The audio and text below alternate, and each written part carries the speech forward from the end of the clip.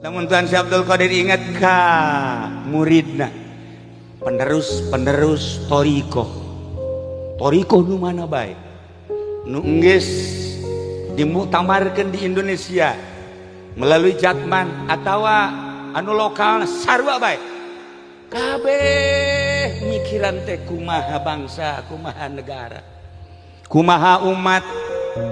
Jelema anu cicing dimui mamikiran ngan sakadar sagulipak samuyeun, jelema anu didepak ngan sakadar sagulipak sadepageun, jelema anu boga yayasan mikiran teh ngan sakadar kumaha murid yayasanana jeung sagulipak yayasan.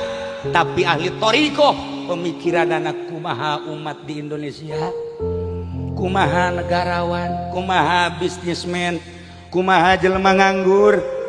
Lamun Pak Gubernur memikirkan tentang nasib rakyatna kumaha supaya ulah miskin, lamun Pak Bupati sakabupaten memikirkan umatna supaya bener-bener supaya bener-bener umatna ieu bisa sejahtera. Tetapi kiai mah nu mikiran teh lain kitu, kumaha Pak Gubernur supaya salamet dunia akhirat, kumaha Pak Bupati supaya salamet dunia akhirat.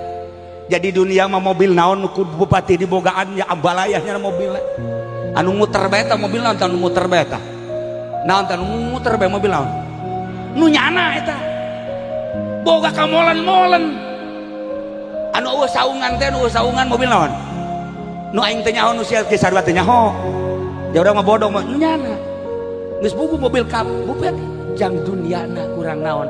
Tapi kula mikiran salamet kumaha si bupati di akhiratna. Jih ahli toriko mah memikirkeun teh kadinya